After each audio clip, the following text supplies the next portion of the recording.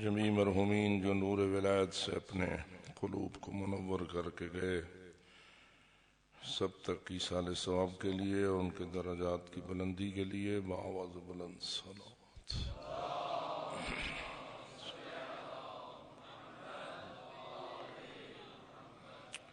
شہدائے اسلام، شہدائے کربلا، سلام عقیدہ بات۔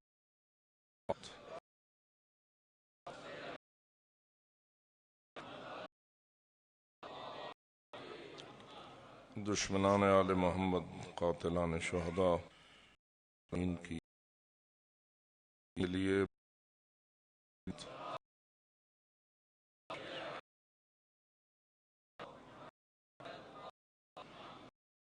سارے اہل اور اپنے لیے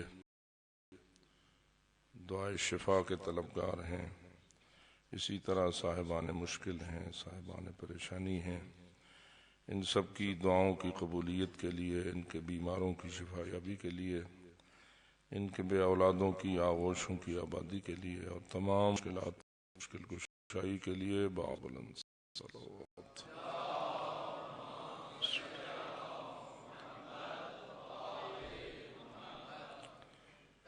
تعجیل ظہور حضرت قائم آل محمد علیہ السلام کے لیے بآواز بلند صلوات۔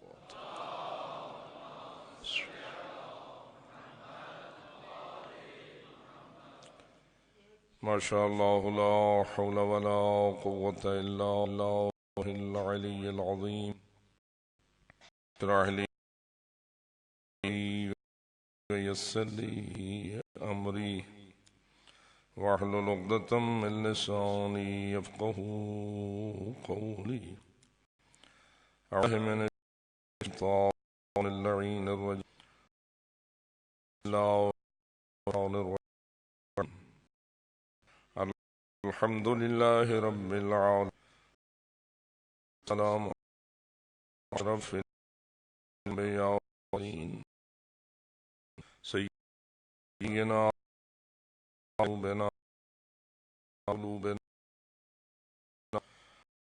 ومولانا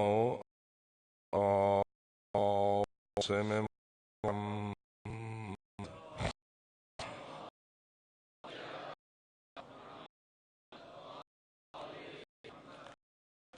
والسلام على آل بیت الطیبین الطاہرین المعصومین المرحومین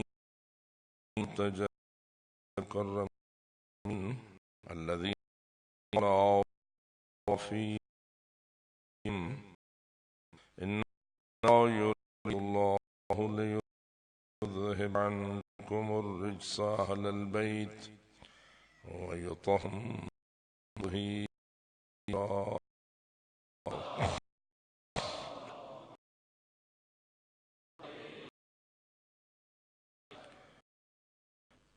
والله على أصحابهم ومواقعهم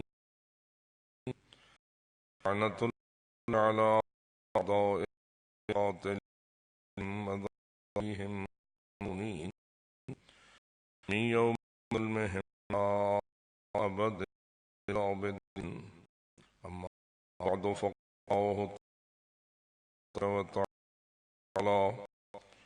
في كتابه المبين وخطابه المتين، بسم الله الرحمن الرحيم، قد أفلح المؤمنون الذين صلوا خاشعون صلوات۔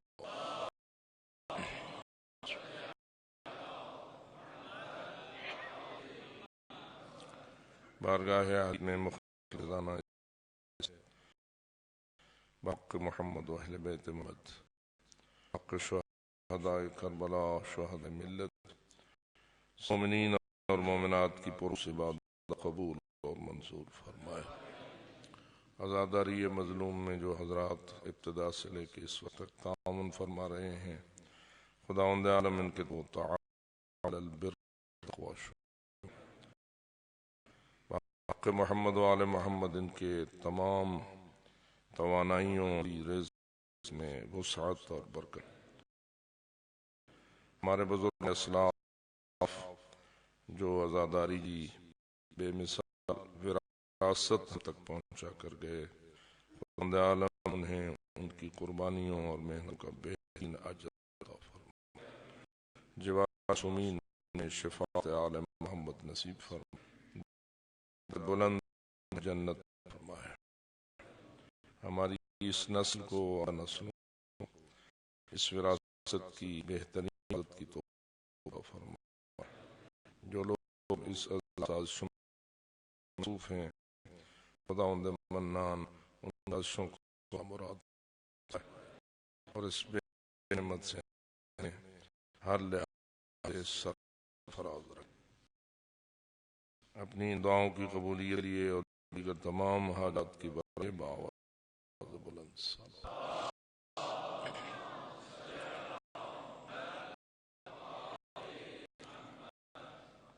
عنوان کلام کے طور پر سورہ مومنین کی پہلی آیت آپ کی خدمت میں، جس میں رب العزت نے مسئلہ نجات کو عنوان قرار دیا ہے۔ ہر وہ شخص جو اس زمین پر آباد ہے اور اس بشر کو جسے اللہ نے اس زمین کی بہترین مخلوق قرار کر اشرف المخلوقات کے لیے ایک تجویز کیا ہے، جس کی ہدایت کے لیے اللہ نے اس کے رزق سے بھی زیادہ بہترین نظام بنایا ہے۔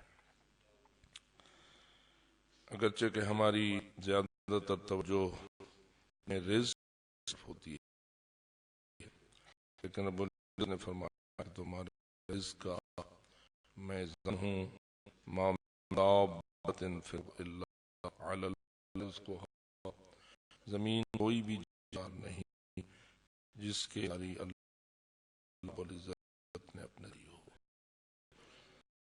ہاں اتنی ضرور ہے کہ رزق کو خالق کی ذمہ داری اپنے ذمہ ہے، رزق کو خوش کرنے کی ذمہ داری ہماری لگائی ہے۔ اسے رزق کے جو نظام اس نے بنایا ہے اسے اس نے ہدایت کر دیا ہے۔ یہ ارشاد کہ اگر تم میرے بنائے ہوئے نظام ہدایت پر چلو گے تو میں تمہیں فقط اس دنیا کے رزق نہ کروں گا بلکہ تمہیں میں ہمیشہ کے رزق سے بہرور کروں گا اور ایک ایسے مقام پر پہنچا دوں گا جہاں تم تلاش رزق سے ہمیشہ کے لیے بے پرواہ ہو جاؤ گے اور تمہیں وہاں رزق بغیر تلاش کے میسر آتا رہے۔ جو حضرات مقام تک واجب صلوات۔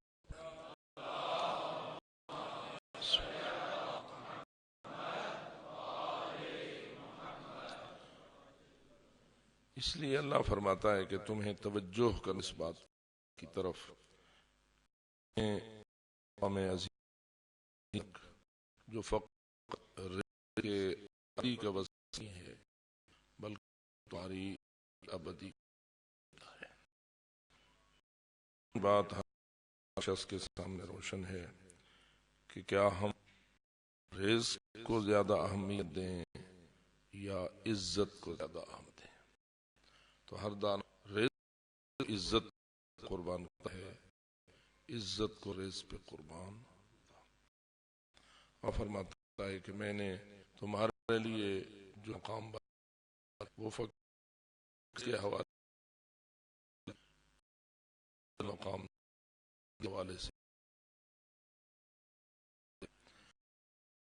عزت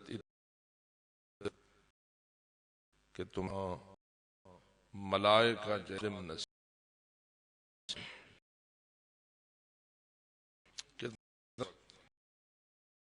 تھی جنت کی طرف جانا چاہے گا اور روانہ ہوگا تو قرآن کہتا ہے کہ والملائک صفا صفا، ملائکہ اس طرح فوجیں بن کر سامنے کھڑے ہوں گے اور صف بستہ ہوں گے جیسے کہ کسی دوسری مملکت کے سربراہ کے لیے میزبان فوجیں صفے باندھے ہوئے کھڑی ہوتی ہیں۔ یقیناً آپ اسلام آباد کے رہنے والے ہیں۔ اسلام آباد کے ایئرپورٹ پر جب کسی دوسری مملکت کا سربراہ سرکاری مہمان بن کے تو یہاں کے نظام یہاں کے بعد یہاں کے وزیر دیگر پروٹوکول دینے والے کتنا عظیم پروٹوکول دیتے ہیں اور کتنے کے ساتھ اس شہر اس کو کس احترام سے یاد کیا جاتا ہے، حتیٰ کہ فوج کے سامنے ہوتے ہیں، حقیقت کے صاحبان دار بھی ہوتے ہیں اور وہ سلوٹ میں ہوتے ہیں، بڑی عزت کے ساتھ میں بات ہے۔ تو مملکت کے سرحوں کی عزت ہے جو ایک عام شہر میں بات ہوئے عظیم وہ علی اللہ کہ جب وہ اس نگری طرف چلے جس کی ساری اللہ نے حسن کو عطا الحسن والحسین سیدہ شباب اہل الجنہ و ابوہما خیر منہما۔ حدیث پاک کی مخفی نہیں ہے کہ جوانان جنت کے سردار حسنین ہیں اور حسنین کا بابا ان کا بھی سردار ہے۔ اگر تھوڑا سا یا وہ ایسے نظر آتا ہے کہ حسنین پہ سرداری حسنین کی ماں کی، حسنین کی ماں پہ سرداری حسنین کے بابا کی، اور ان سب پہ سرداری حسنین کے نانا کی، اور اس طرح پوری جنت پہ سرداری پنجتن پاک کی۔ یہی ہستیاں لائق صلوات ہیں، ان پر ہمیشہ کے لیے صلوات تلاوت ہونا چاہیے۔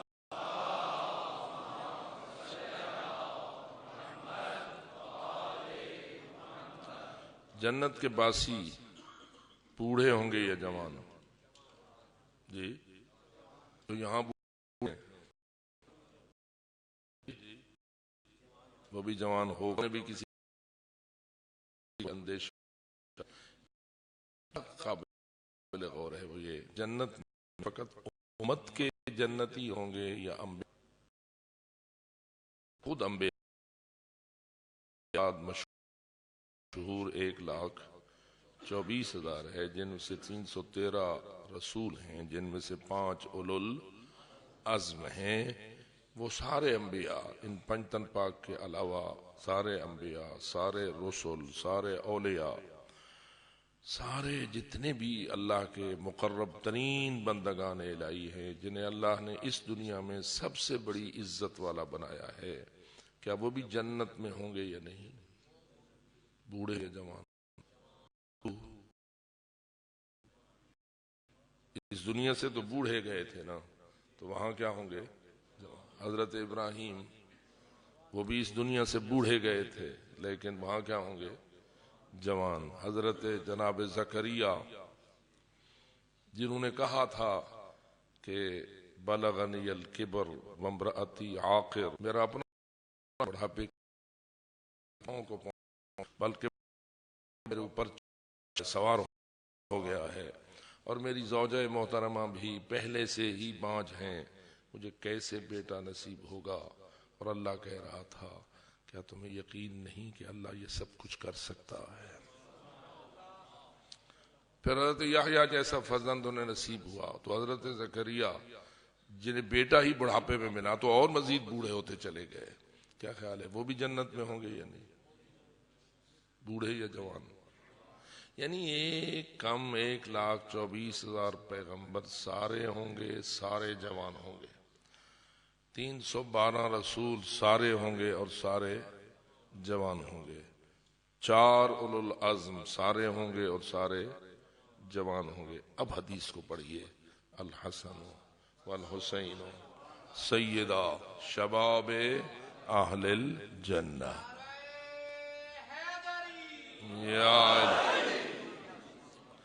بہت سارے سادہ لوگ ہیں کہتے ہیں جی یہ کیسے نبیوں سے افضل؟ دلیل لائیے۔ میں کہتا ہوں اگر تھوڑی سی دانائی اور حکمت تمہارے اندر ہو اور تقریب استدلال کی صلاحیت تمہیں حاصل ہو تو یہی الحسن والحسین سیدہ شباب اہل الجنہ والی حدیث ہی حسنین کے گزشتہ نبیوں رسولوں حتیٰ گزشتہ اولو العزموں سے بھی افضل ہونے کے لیے کافی ہے۔ یہ تو نہیں ہو سکتا ہے کہ انسان یہ کہے وہاں افضل ہو جائیں گے یہاں افضل نہ تھے۔ کیا خیال ہے؟ جنت میں افضل ہو جائیں گے دنیا میں مفضول تھے؟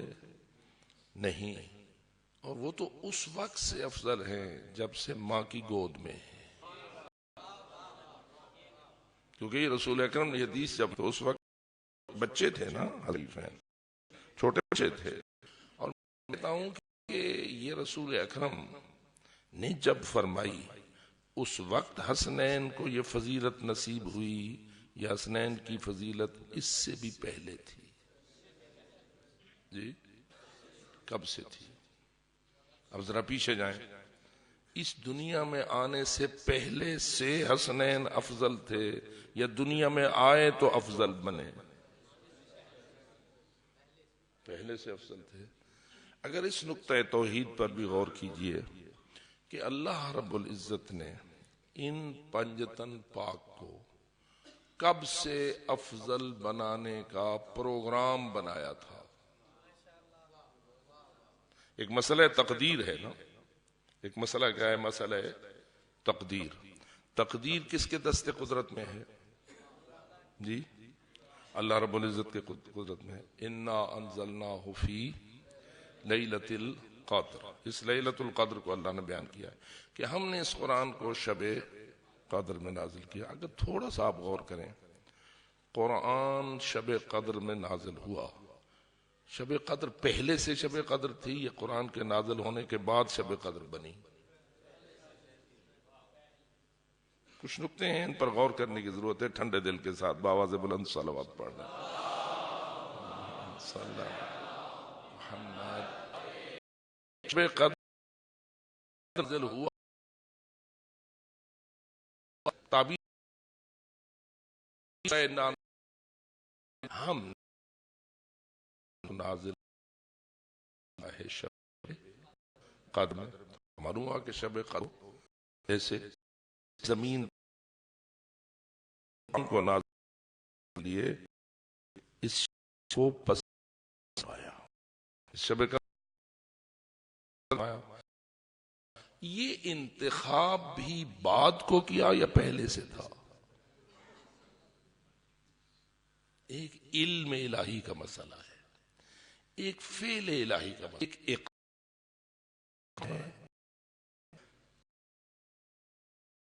تو چھوڑنی ہو تو اقبال بعد کو کیا جاتا ہے، ہم پہلے بنایا جاتا ہے۔ اس کائنات کو بنانے کا پروگرام کس کے پاس تھا؟ جی اللہ کے پاس تھا۔ کان اللہ ولم یکن معہ شیء، وہ خود موجود تھا اور اس کے پاس اس کے علاوہ اور کوئی چیز نہ تھی، لیکن اس کے پاس اپنی کائنات کو بنانے کا پروگرام تھا یا نہیں؟ جی اس کے علم میں کائنات سازی کا پروگرام کب سے تھا؟ بآواز بلند صلوات۔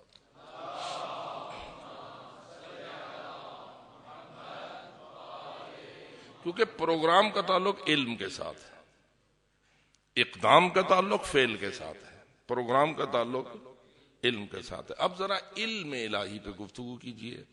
ذات الہی تو ازلی ہے، علم الہی کیسا ہے؟ جی کیونکہ کچھ پہلو توحید کے بھی درمیان میں آنے چاہیے، اور سجتے تب ہیں جب ذکر اہل بیت میں آئے ہیں،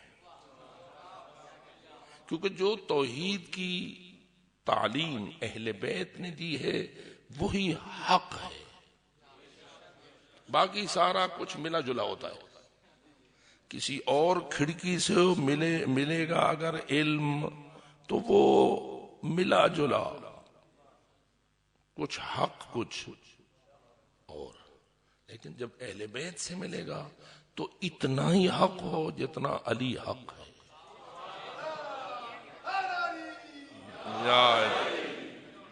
اتنا ہی حق ہوگا جتنا رسول حق ہے، اتنا ہی حق ہوگا جتنے پنج تن پاک حق ہیں.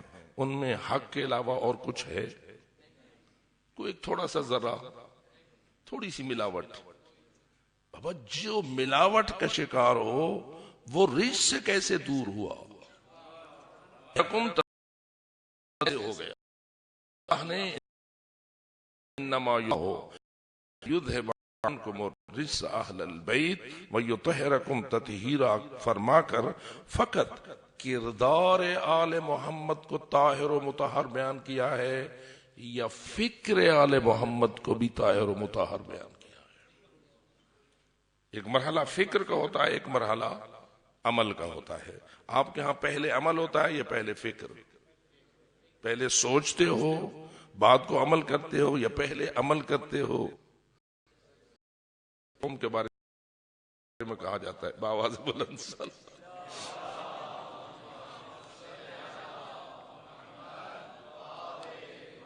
خالق نے جو انسان بنایا ہے تو اس میں جو ترتیب بنائی ہے تو اس ترتیب میں انسان پہلے فکر کے مرحلے سے کافی مراحل بعد اقدام میں داخل ہے. تو فکر اقدام کے پیچھے ہوتی ہے.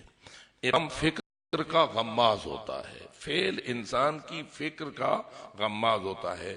اور جتنا فکر پاکیزہ ہوگی اتنا عمل پاکیزہ ہوگا.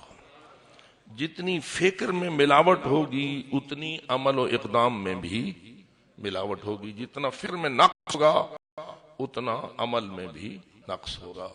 آئیے اللہ جو کہہ رہا ہے کہ پنج تن پاک یعنی اہل البیت علیہ الصلوۃ والسلام میں نے رجس سے دور رکھا ہے، تو فقط ان کے کردار کو پاکیزہ بنایا ہے یا ان کی افکار کو بھی پاکیزہ کہا ہے؟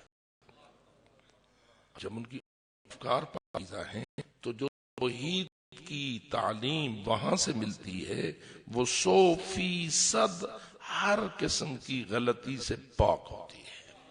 ہر قسم کے باطل سے بڑا افسوس ہوتا ہے شیعہ نمبر پر سب سے مظلوم عقیدہ توحید نظر آتا ہے. تو نہیں ہے میرا یہ جملہ سب سے یا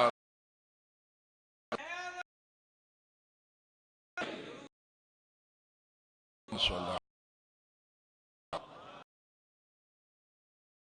اور اس سے یہ ہوتا ہے کہ تو کے پہ رکھ ولایت کے کندھے پہ رکھ کے توحید کو نشانہ بنایا جاتا ہے.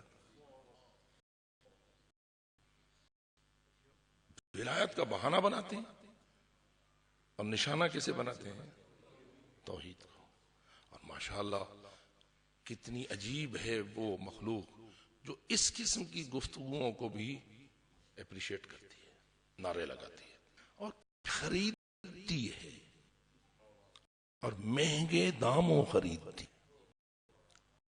مجھے نہیں پتا کہ کوڑا کرکٹ کی قیمت زیادہ ہونا چاہیے یا خالص سونے کی قیمت زیادہ ہونا چاہیے.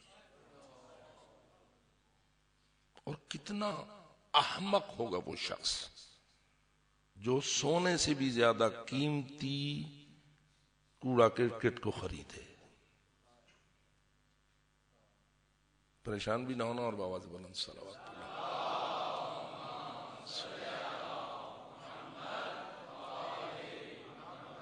جس کے پاس محمد و آل محمد جیسے معلم عقیدہ توحید موجود ہوں اس کی توحید کیوں ناقص ہو؟ اس کے عقیدہ توحید میں کیوں تزلزل تذبذب اور اس قسم کی مصیبتیں نظر آئیں؟ یہ کہنا پڑے گا نا کہ جب بازار میں خیال اور کا پیش آل محمد کے نام کیا جائے، سوچ میں ہو آل محمد کے نام کی جائے تو سوچ اتنی نہ جتنا میں واقعہ کرتا ہوں، جھوٹ نام آل محمد کیوں روزے کو باطل ہے؟ عام جھوٹ باطل نہیں کرتا، عام جھوٹ بولو تو روزہ باطل، لیکن آل معصوم کے نام بولو جی باطل ہو جائے۔ اس لیے محمد دین کے ترجمے، توحید کے ترجمان ہے، عدل کے ترجمان ہے، تیرے سارے دین کے عقائد کے ترجمان ہیں، معارف کے ترجمان ہیں، قرآن ناطق ہے۔ اگر کوئی جعلی آیت قرآن بنائے وہ کتنا مجرم ہے، پیش کرے قرآن نہیں، اسی مولا علی چپ کرے وہ یہ نا بنانے والا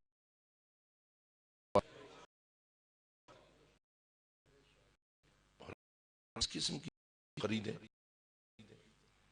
تو معاملہ بڑا پیچیدہ ہو جاتا ہے۔ پر لازم ہے کہ ہم عید کے میں آپ سے تھوڑی بات اپنی سادگی کے ساتھ عرض کرنے کی سعادت حاصل کرتا رہتا ہوں، اگر آپ کو قبول ہے تو بآواز بلند صلوات۔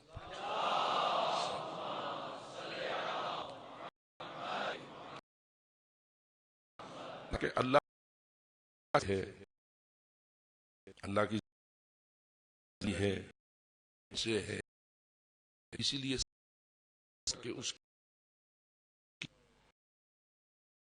لگتا کہ آغاز ہوا کہ لب کے لیے بولا نہ ہو بات، مثلا امام صادق کا نہیں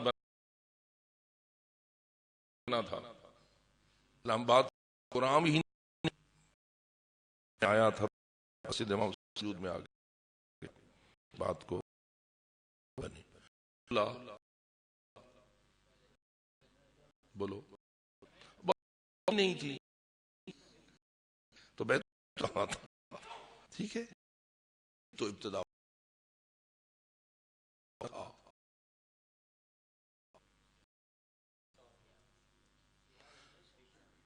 تیرا ذہن تھک سکتا ہے،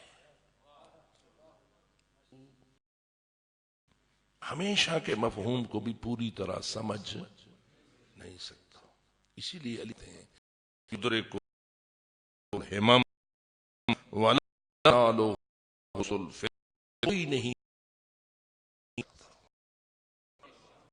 اور میں تو محمد کہیں اپنا حق تو رکھتے ہیں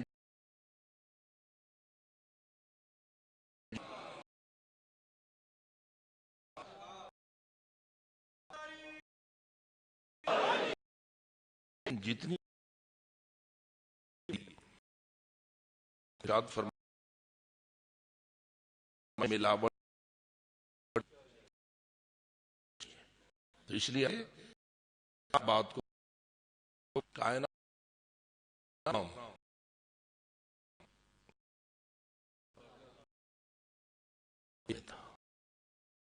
ازر علم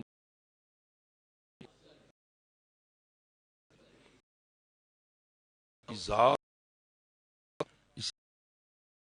اس کی بھی کی ذات ہو کے صفات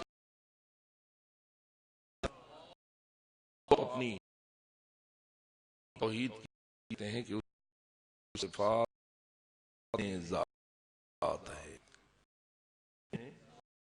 صفات دو نہیں ذات اور ذات ہے، بڑے لوگ بیٹھے جتنا اس وقت ہے وہ کب سے ہے؟ ایک زمانہ ایسا تھا کہ جب اخرجکم من بطون امہاتکم لا تعلمون شیئا، اللہ نے ہم میں سے ہر ایک اپنی اپنے بطن میں اس دنیا میں بھیجا تھا کہ لا تعلمون شیئا، تو بھی نہیں ذرہ علم پاس موجود نہ تھا، جسے کہتے ہیں نا مطلق جاہل. ہم ایسے ماشاءاللہ اب تو کیا کیا بنے بیٹھے کہ کیا ڈگریاں ہیں ہمارے پاس، کون علامہ ہے، کون آیت اللہ العظمی ہے، کون ڈاکٹریٹ ہیں، کتنی کتنی ڈاکٹریٹ کی ڈگریاں انہوں نے لی ہوئی ہیں، کیا کیا کر رہے ہیں، کیا کچھ ہو چکا ہوا ہے. لیکن شروع تو ہوا نا زیرو سے، آغاز ہوا زیرو سے. جس کا آغاز زیرو سے ہو اس کا علم زائد برذات ہے، اور اللہ کا علم عین، جب اس کا علم عین ذات ہے، اور تو جس طرح ذات ازلی ہے اسی طرح صفات بھی یعنی علم بھی ازلی ہے. اس کے علم میں کائنات بنانے کا پروگرام ازل سے تھا یا پہلے اسے پتہ نہ تھا کہ کیسے بناؤں گا؟ سمجھ آ گئی میری بات؟ ازل سے ہی اس کا پروگرام اس کے پاس موجود تھا. اس ازلی پروگرام کائنات میں اس نے کس کو کائنات میں افضل بنانے کا پروگرام بنا رکھا تھا؟ کیا اس کے پروگرام میں پہلے یہ تھا کہ سب کو مساوی بنا دوں گا، پھر کہوں گا یہ کرو وہ کرو یہ کرو وہ کرو، پھر ڈگریاں دیتا رہوں گا؟ یا اس کے پروگرام میں ازل سے یہ تھا ایک جس سے افضل جس بناؤں پنج بناؤں گا کائنات؟ پروگرام میں ایسا ہو، پروگرام عمل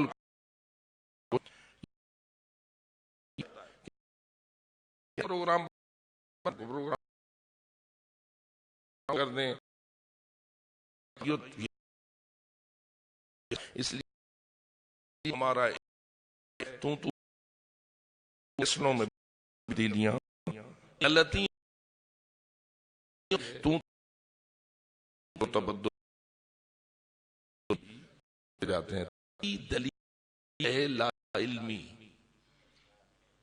غلطی غماز ہے جہالت سے، کہ کسی علم ہمارے نہیں ہوتا، بات کو ہو جاتا ہے تو ہمیں پتہ چلتا ہے کہ سابق میں ہم سے یہ بات غلط ہو گئی، یہ سوچ غلط ہو گئی، یہ فکر غلط ہو گئی. بتائیے اللہ کی غلطی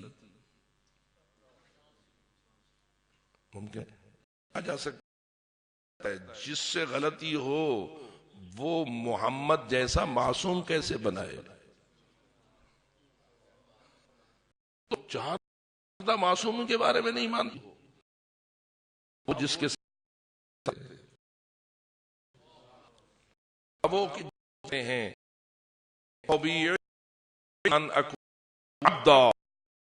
میری عزت کے لیے اتنا کافی ہے کہ میں تیری ہستی تو ہونی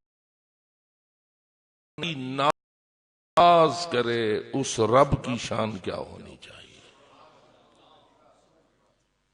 اور بس اوقات فضائل اہل بیت پڑھتے ہیں، سمجھنا ہو جائے کہ جب ملوک ایسی ہے تو خالق ایسا ہے،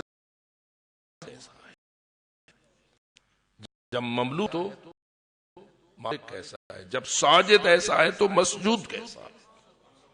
تو اس لیے عزیزان من بات یہ سامنے آئی آپ پروگرام لے سے کہ میں محمد آل محمد کو اپنی پوری کائنات سے افضل بناؤں گا، اور کائنات کی تخلیق کا آغاز بھی ان افضل ہستیوں سے کروں گا. یہی ہے اول ما خلق اللہ نوری کہ سب سے پہلے اللہ نے میرے نور کو خلق کیا، اور یہی ہے انا وعلی من نور واحد۔ اب ایک مشکل یہ بن جاتی، نور ہوئی روشنی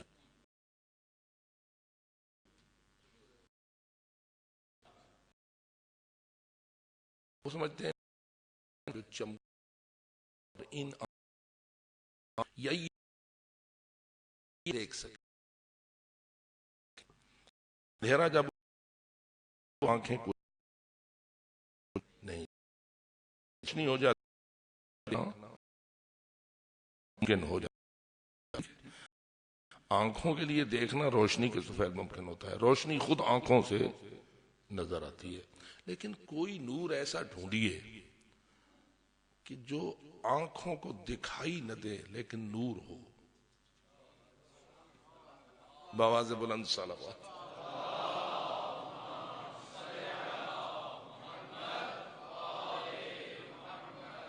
یہ آنکھوں سے نہ دیکھ سکیں لیکن وہ نور ہو،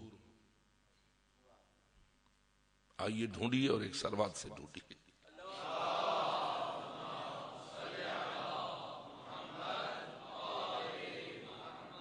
آپ قرآن مجید پڑھ رہے ہیں اپنی گود میں لیے ہوئے، روشنی ہے آپ پڑھ رہے ہیں، اچانک سے پاکستان کے مقدر میں جو لوڈ شیڈنگ ہے وہ پوچھتی تو نہیں ہے، ہو جاتی ہے، لائٹ چلی گئی، بجلی ختم، نور ختم۔ اب وہی قرآن جس کو آپ اس روشنی اور اس نور کے توسل سے دیکھ بھی رہے تھے اور پڑھ بھی رہے تھے، وہ قرآن اب آپ کو نظر آئے گا، آپ کی گود میں ہے، اب آپ اس کی تحریر کو بھی نہیں دیکھ سکتے، حتیٰ کہ اس کی کتاب کو بھی نہیں دیکھ سکتے۔ یہ قرآن جو اس وقت آپ کی ان آنکھوں کو نظر نہیں آ رہا، یہ قرآن توجہ رہے نا، پہلے تو یہ سمجھنا ہے کہ جب یہ روشنی ہو، جب یہ روشنی ختم ہو جائے، نور نہیں ہمیشہ ہے جی، اندھیرے میں ہو، آنکھیں نہ دیکھ سکیں جی، اور جو حافظ ہوتے ہیں نابینا ہوتے ہیں، ان نابینا کے پاس آن بطور نور ہوتا ہے یا نہیں؟ تو معلوم ہوا کئی نور ایسے بھی ہیں جن کو یہ آنکھیں نہیں دیکھتی، پھر وہ نور ہیں اس لیے کہ ان کو یہ آنکھیں دیکھتی ہیں۔ اللہ نے تجھے دو قسم کی آنکھیں دی ہیں، ایک تیرے ماتھے کے ساتھ ہیں، ایک تیرے قلب۔ ابھی خون اس کو سرجن جو ہیں وہ سرجری کر کے دل کا علاج کرتے ہیں، بائی پاس ہو جاتا ہے، کیا خیال ہے وہ اندر دل کے ایمان کے نور کو ڈھونڈ لیتے ہیں جی؟ بڑے بڑے سرجن، دنیا میں اول نمبر کے سرجن جو ہارٹ اسپیشلسٹ ہوتے ہیں، ان سے کہا جائے کہ ہم ایک بندہ آپ کے حوالے کرتے ہیں، آپ اس کے دل کو پھاڑیں چیریں جو کرنا ہے کریں، اور ہمیں یہ بتائیں کہ یہ اندر سے مومن ہے یا نہیں۔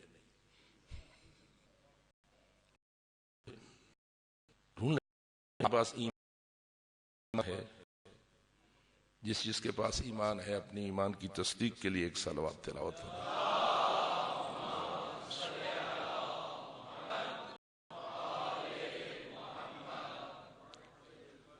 یہ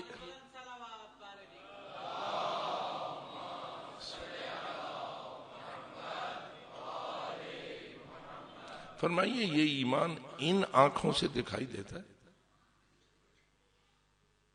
آپ نے اپنے ایمان کو یا کسی اور مومن کے ایمان کو ان آنکھوں سے دیکھا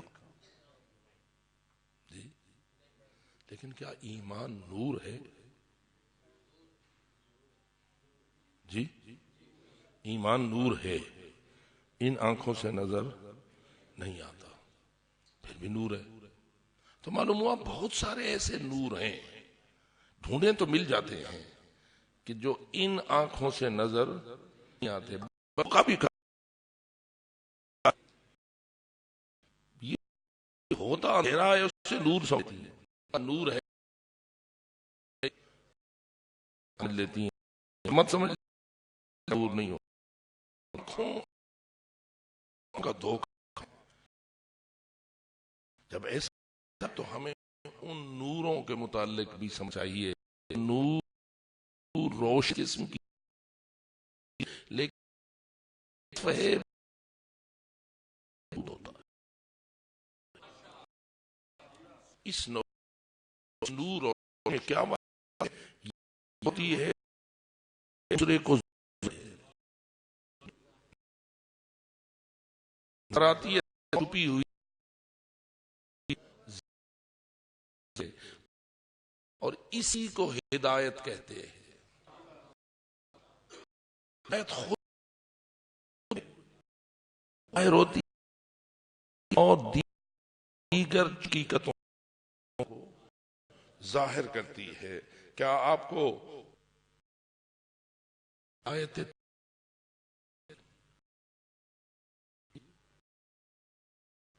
یعنی سامنے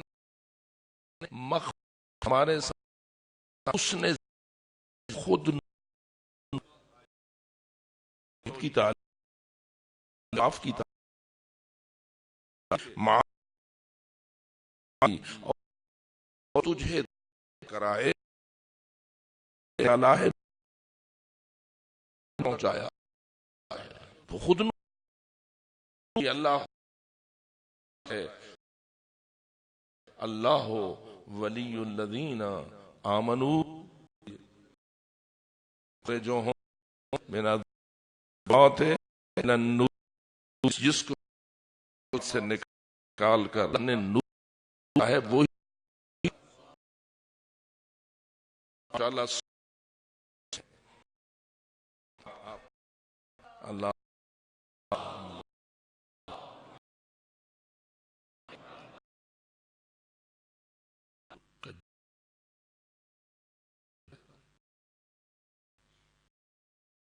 ایک سلوات پڑھ.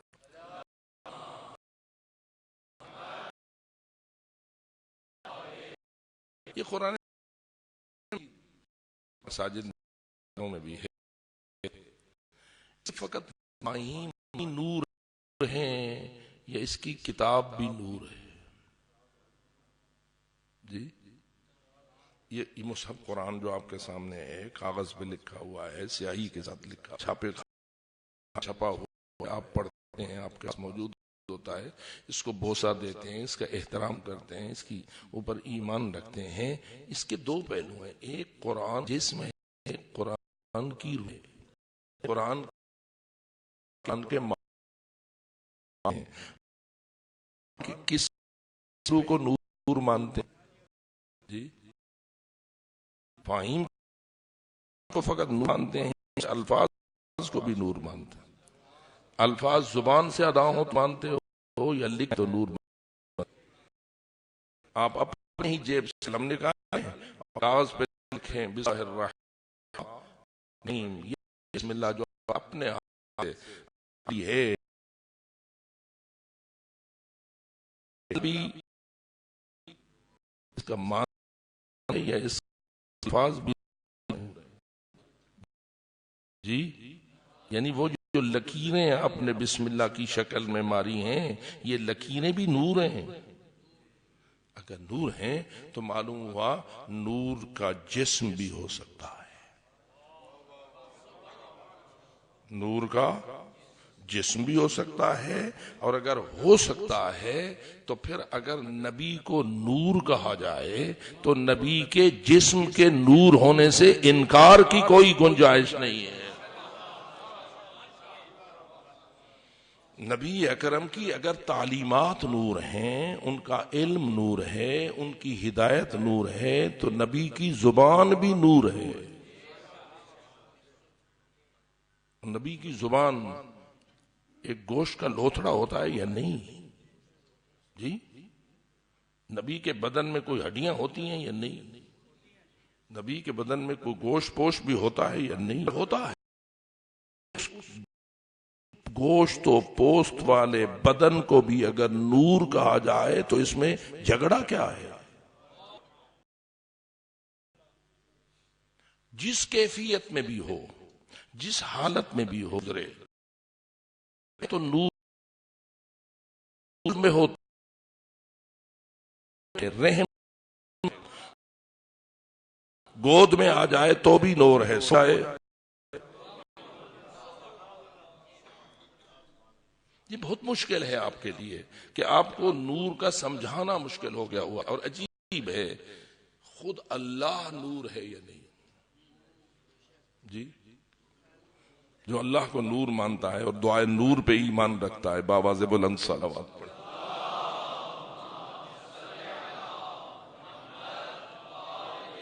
اسی مفاتیح الجنان میں ایک دعا ہے، دعائے مختصر، دعائے نور، جس کے راوی حضرت سلمان فارسی ہیں۔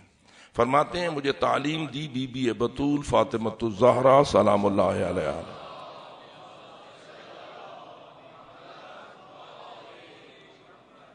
اور اس میں وہ کہتے ہیں کہ میں نے کئی مرتبہ اس کا تجربہ کیا، لوگوں کو بتایا اور اس پر لوگوں کو فائدہ ہوا کہ بی بی نے مجھے فرمایا تھا کہ اگر کوئی شخص میں ہو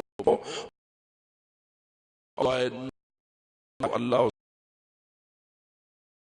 اس کے بخار کر دیتا، اور وہ کہتے ہیں لوگوں کو رحمۃ اللہ مؤسس کو بی بی زہرا تک پہنچ، اس کے بسم اللہ النور، بسم اللہ نور النور، بسم اللہ نور علی نور، خلق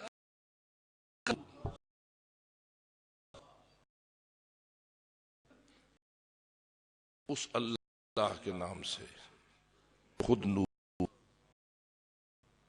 اس اللہ کے نام سے جو نور کا نور ہے، اس اللہ کے نور پر نور ہے، اس اللہ کے نام سے کہ جس نے نور کو نور سے خلق کیا ہے،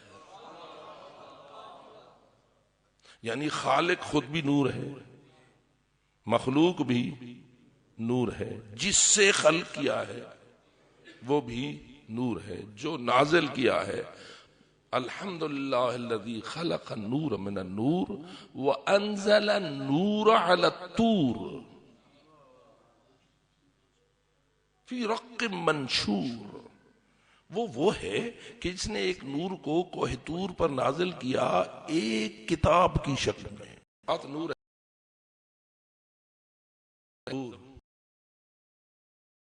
انجیل قرآن کتاب پہ لکھ دیا جائے، نہ لکھا جائے، فقط پڑھا جائے، حفظ کیا جائے، عمل کیا جائے، ایمان لایا جائے، عجیب نور ہے۔ ایمان لاؤ تو ایمان نور، پڑھو تو پڑھائی نور، لکھو تو لکھائی نور، کتاب بن جائے کتاب نور، جس سینہ سینہ جس نور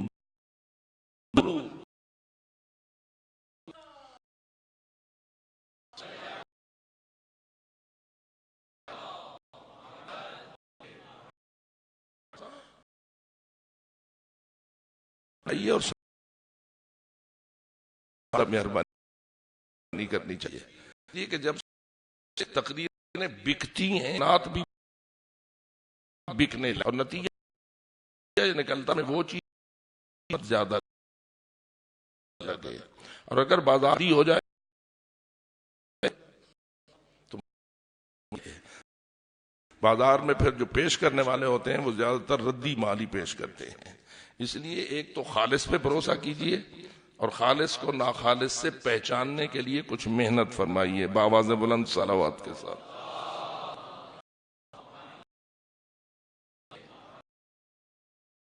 آپ کی خدمت میں اس کائنات کو بنایا، اور جن کو اس نے کائنات کے آغاز کے لیے پسند کیا ان تھوڑے عرصے کے لیے سردار نہ بنائے، ابتدا سے لے کر پروگرام جنت جانے کا ہے؟ کتنا عرصہ؟ جنت رہنے کے لیے کتنا عرصہ آپ نے معین فرمایا ہے؟ ابھی گیٹ جنت سے نہیں، لیکن یاد رکھو ہمیشہ جنت میں رہو گے، لیکن ہمیشہ رعایا بن کے رہو گے۔ اگر رعایا بننے کا پروگرام نہیں تو ایک لمحہ بھی جنت کا نصیب نہیں ہو سکتا۔ ہمیشہ رعایا بن کے رہو گے، اور جو تمہارے سردار ہوں گے وہ بھی ہمیشہ کی سرداری کے حقدار ہیں، وہ بھی ہمیشہ سردار رہیں گے۔ اب اس سے ہی نظر آیا ابتدا سے لے کے ہمیشہ تک کہ جن ساری دے اب مومن ہے کہ ان کی سرداری کو فقط وہاں تسلیم نہ کر، یہیں سے تسلیم کر کے جاؤ۔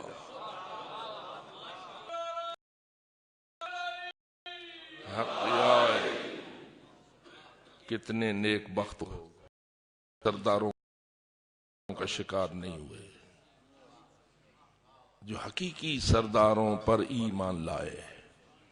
اللہ اس ایمان کے بارے میں کہتا ہے جو ایمان لائیں گے وہی فلاح پائیں گے،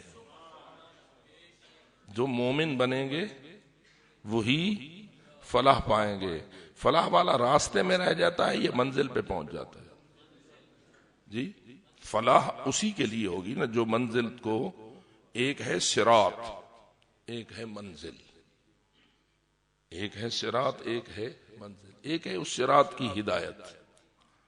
اگر وہ ہدایت اللہ سے لو، اگر وہ ہدایت الذین انعمت علیہم سے لو، تو وہ اس منزل تک پہنچانے کی ضامن ہوتی، اور جو منزل تک پہنچاتی ہے وہی فلاح کہلاتی ہے۔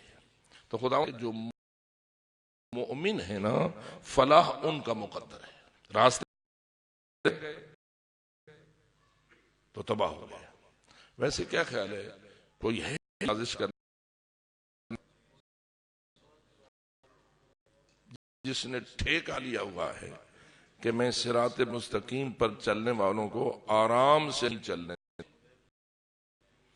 جی وہ انتھک ہے یا کبھی تھک جاتا ہے؟ اپنے دشمن کو پہچانو نا، تم تو شاید چل چل کے تھک جاؤ،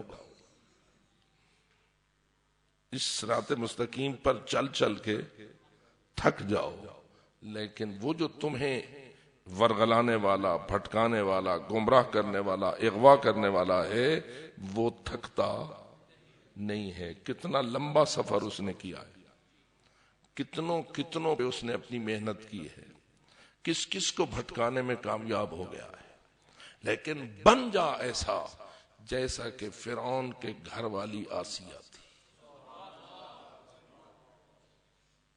تو جو ہوئی ہے میرے لفظ پر، آسیہ کا ماحول کتنا سخت تھا، کتنی مشکل میں ہوگی، جس کا شوہر کہتا ہے انا ربکم الاعلی، کوئی اور رب نہیں ہے، میں ہی تمہارا رب اعلی ہوں، میں کیسا اکفر الکافرین ہے، سب سے بڑا کافر ہے اپنے زمانے کا، اس کے سائے تلے زندگی گزارنے والی اللہ جانی کس مشکل سے گزری، اور ان مشکلوں میں اس نے اپنے ایمان کو محفوظ رکھا، اتنا محفوظ رکھا کہ اللہ نے اس وقت تک اس کی روح قبض نہ کی جب تک اسے جنت کا دیدار نہ کرا دیا۔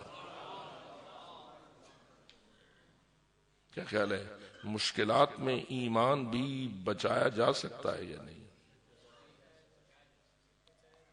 اگر اللہ نے ضرب اللہ مثلا للذین آمنوا کہا کہ اگر ضرب مثل دینا چاہتے ہو اور ایمان کا نمونہ دیکھنا چاہتے ہو تو آؤ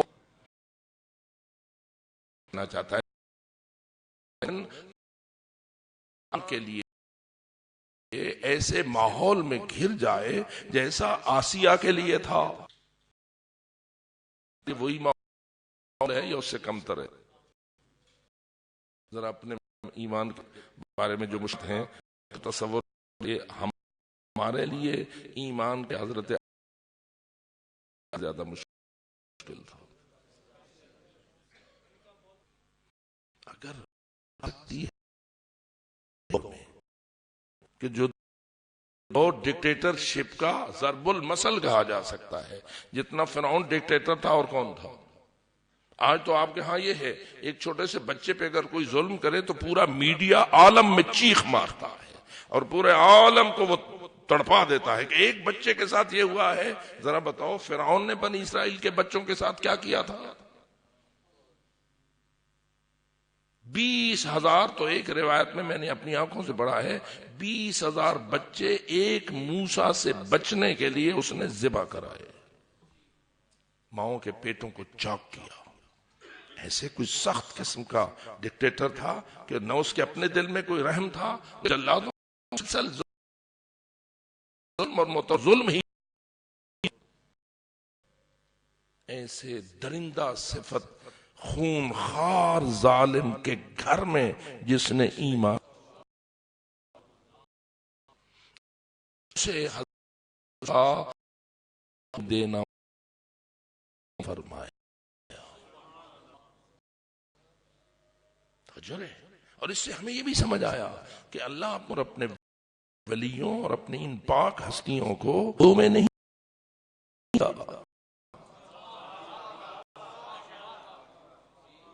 ایسی آغوشیں نہیں دیتا جو آغوشیں نجس ہوں، ایسی پاکشیں دیتا میں ہو ایمان۔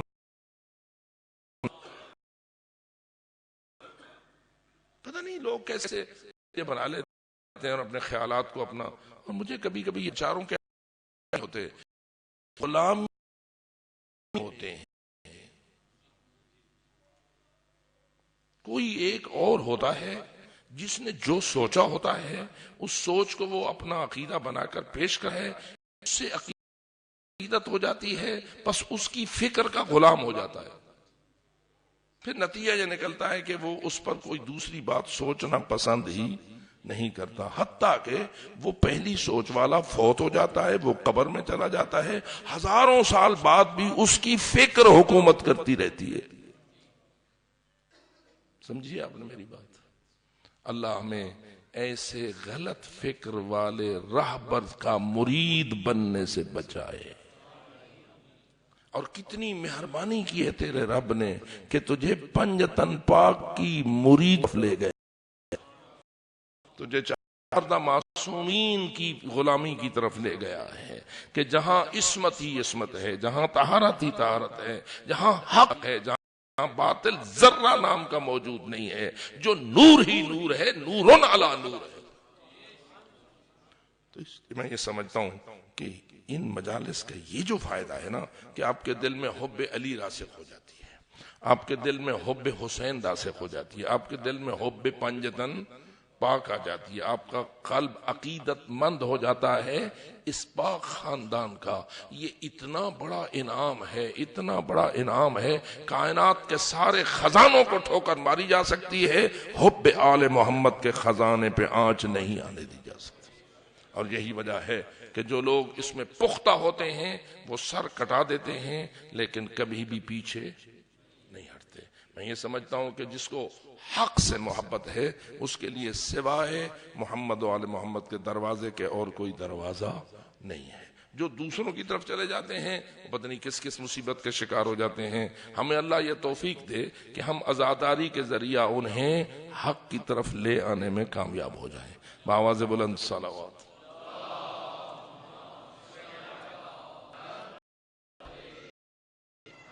کل بھی میں خدمت میں کیا، آج بھی یہی کہتا ہوں، ایمان بہت بڑی نعمت ہے۔ قد افلح المؤمنون کی طرف ضرور توجہ فرمائیے، فقط مسلمان نہ رہیے، مومن بنیے۔ انشاءاللہ کل اس پہ تھوڑی سی معذورات عرض کروں گا۔ مسلم ہونا اور ہے، مومن ہونا اور ہے۔ ہو سکتا ہے ایک بندہ مسلم ہو جائے لیکن مومن نہ ہو، اور اگر وہ مومن نہ ہوا تو دنیاوی مفادات تو حاصل کر لے گا لیکن نجات اور فلاح اس کا مقدر نہ بن سکے گا۔ نجات اور فلاح فقط اور فقط اس کا مقدر ہے جس کے دل میں نور ایمان ہو اور جو اللہ کی رجسٹر میں مومنوں کی لسٹ میں آ جائے۔ خود کو خود مومن سمجھنا اور ہے، اور اللہ کا کسی کو مومن قرار دینا ہو سکتا ہے کہ بندہ اپنے آپ کو مومن سمجھے ہوئے ہو لیکن اس ذات کردگار کی بارگاہ میں یا اس کے انبیاء و اولیاء کی بارگاہ میں وہ مومن نہ ہو. فلاح کسے ملے گی؟ اپنے آپ کو مومن سمجھنے کو یا اس کو کہ جسے اللہ اور رسول مومن کہیں گے، جسے قرآن مومن کہے گا، جسے یہ حق والے مومن کہیں گے.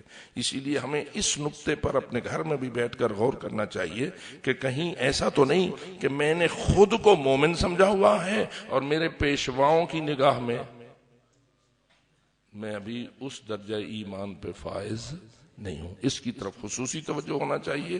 اور جہاں ایمان ناقص ہوتا ہے یا مزمحل ہوتا ہے یا کمزور ہوتا ہے یا بناوٹی ہوتا ہے یا جعلی ہوتا ہے یا ناقص ہوتا ہے، وہ آہستہ آہستہ کسی کو عمر ابن سعد بنا دیتا ہے، کسی کو شمر بنا دیتا ہے. کیا خیال ہے انہوں نے اپنے آپ کو خود مومن سمجھا ہوا تھا یا نہیں؟ اپنے آپ کو تو وہ خود مومن سمجھتے تھے، کہتے تھے اشہد اللہ الہ الا اللہ. کیا خیال ہے چھوڑ دی تھی انہوں نے نماز یا پڑھتے تھے؟ دیتے تھے یا نہیں دیتے تھے؟ اقامت کہتے تھے یا نہیں کہتے تھے؟ اشہد اللہ الہ الا اللہ بھی پڑھتے تھے، اشہد ان محمد رسول اللہ بھی پڑھتے تھے، لیکن ان کے اندر وہ چیز نہ تھی جسے ایمان کہا جاتا ہے، جو باعث فلاح بنا کرتا ہے. اور کبھی سوچتا ہوں یہ کیسے عجیب تھے، کیسے عجیب تھے کہ زہرا کی بیٹی کی چادر بھی لوٹتے تھے اور روتے بھی تھے. ذرا تھوڑا سا اسی نقطے پہ غور کرو. تو روتا ہے تو لوٹتا کیوں ہے؟ تو لوٹتا ہے تو روتا کیوں ہے؟ رونا بتاتا ہے کہ تیرے دل میں اس ہستی کی کوئی عزت ہے، لیکن لوٹنا بچاتا ہے کہ وہ عزت تیرے دل میں کوئی ایسی عزت نہیں ہے. یہی بات بی بی نے پوچھ لی، روتا ہے تو روتا کیوں ہے، روتا ہے تو لوٹتا کیوں ہے؟ تو کہنے لگا روتا اس لیے ہوں کہ جانتا ہوں اپنے نبی کی بیٹی کو لوٹ رہا.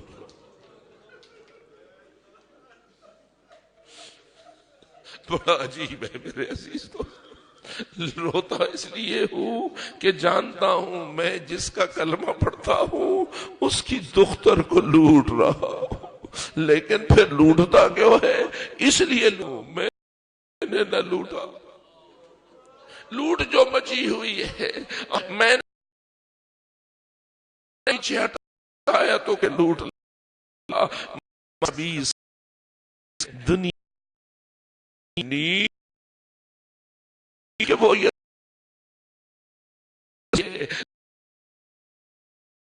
رہا کہتا ہوں سمجھنا ایسی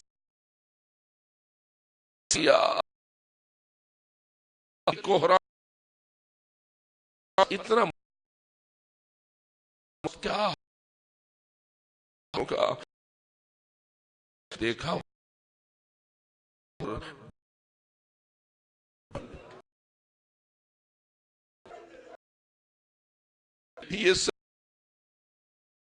یہ دیکھا ہوا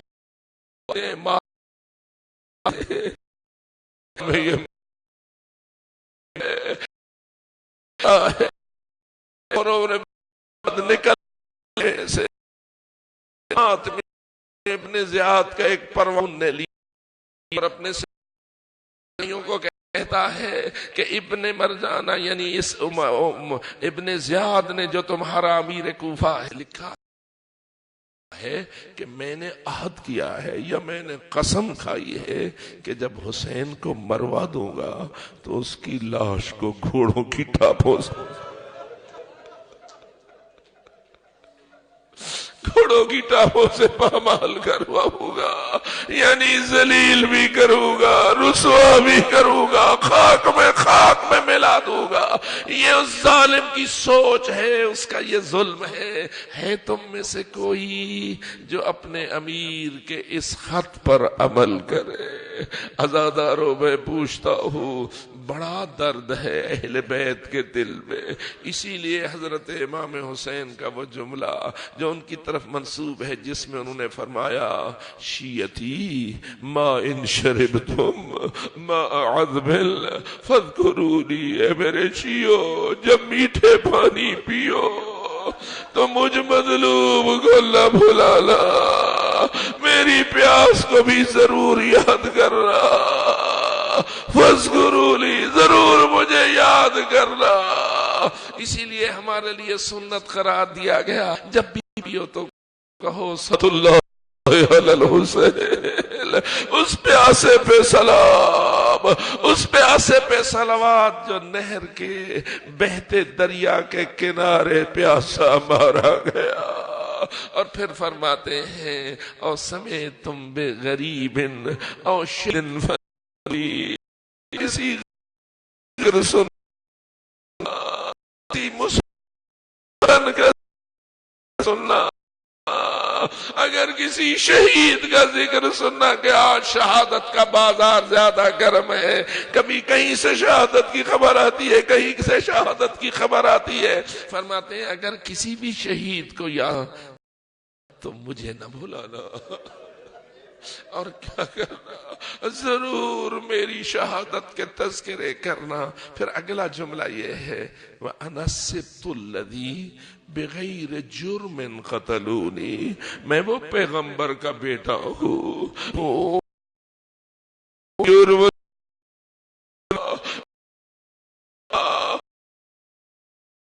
جو مولا نے کہا بابا خوش میں نانے کی ابا، بندے کمر میں کمر بند، سواری رسول کی، تلوار رسول کی، گھوڑا رسول کا، نیلے پہ چڑھ کے سر پہ قرآن رکھ کے لوگوں سے پوچھتے تھے کیا یہ وہی امامہ نہیں جو تمہارے نبی کے سر پر تھا؟ کیا یہ وہی ابا نہیں؟ کیا یہ وہی سواری نہیں؟ کیا یہ وہی تلوار نہیں؟ سب کہتے تھے بلا بلا بلا، یہ سب کچھ حق ہے. پھر پوچھتے تھے بِمَ تَسْتَحِلُّونَ دَمِي، آخر مجھے بتاؤ تو صحیح میرے خون کو تم نے حلال کیوں سمجھ لیا؟ میرا قتل جو کرنے کے لیے اکٹھے ہو گئے ہو، میرا جرم کیا ہے؟ میری خطا کیا ہے؟ کیا تمہارے لیے مجھے قتل کرنے سے یہی کچھ کافی نہیں کہ تمہارے نبی نے فرمایا تھا میرا حسن میرا کتاب خود جنتی ہونے کی بشارت دی گئی ہے، تو آج ان عشرہ مبشرہ کو بہت بڑا غم دیا جاتا ہے. کجا کسی کے اپنے جنتی ہونے کی بشارت، کجا کسی کے جوانوں نے جنت ہونے کا سردار. فرماتے ہیں یہ رسول کا فرمان ہے، کیا یہ تمہارے لیے کافی نہیں ہے مجھے قتل نہ کرو؟ لیکن آخر مجھے بتاؤ تو صحیح کس جرم میں مجھے قتل کرتے ہو؟ اس وقت کتنا ظلم تھا کہ کہتے تھے بغض لأبیک، ہم تیرے باپ کے بغض میں تجھے قتل.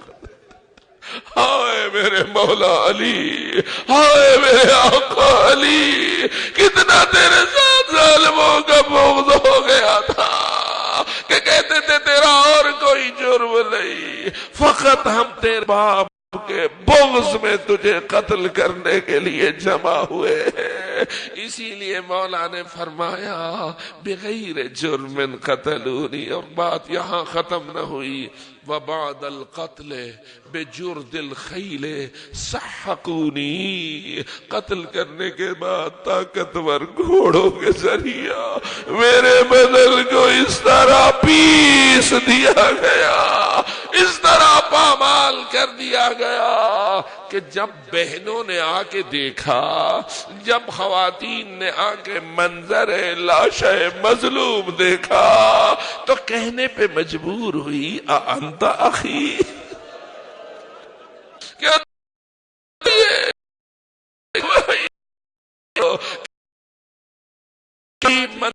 آپ خود بھی سمجھ سکتے ہیں، سر کاٹ کے ظالم لے گیا. سر بریدہ لاشا چھوڑ دیا گیا، زخموں سے تو پہلے ہی چور تھا، بدن کا کون سا حصہ تھا جس پہ تلواریں، نیزے، تیر، پتھر اور زخموں میں زخم نہ لگے ہوئے ہوں؟ لیکن اس کے باوجود پھر بھی ظالموں نے مزید ظلم یہ کیا کہ طاقتور گھوڑوں پر ہو کر صدرہ بزہر، مظلوم کا سینہ پشت سے ایک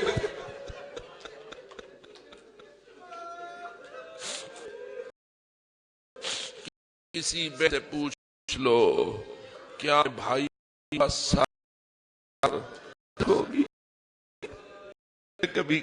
کبھی سوچتا ہوں اگر آج کے ماحول میں کسی بہن کے سامنے ایک منٹ کے لیے بھی کٹا ہوا بھائی کا سر سامنے ایک منٹ کے لیے لایا جائے، پھر ہمیشہ کے لیے اس کی آنکھوں سے گم کر دیا جائے، ہمیشہ روئے گی اور کہے گی جب بھی آنکھیں بند کرتی ہوں سامنے بھائی کا کٹا ہوا سر آ جاتا ہے، جب بھی میں آنکھیں بند کرتی ہوں میرے بھائی کا کٹا ہوا سر کا منظر مجھے چھوڑتا نہیں ہے۔ ایک منٹ کے لیے کوئی خاتون برداشت نہ کر سکے، ذرا ان بیویوں کے جگر کا جائزہ لے، کہاں ہے کربلا، پھر کہاں ہے کوفہ، پھر کہاں ہے شام، کتنا لمبا اور ہر سفر میں نو کے سنوں پہ مظلوموں کے سر، ایک سر نہیں سارے شہیدوں کے سر۔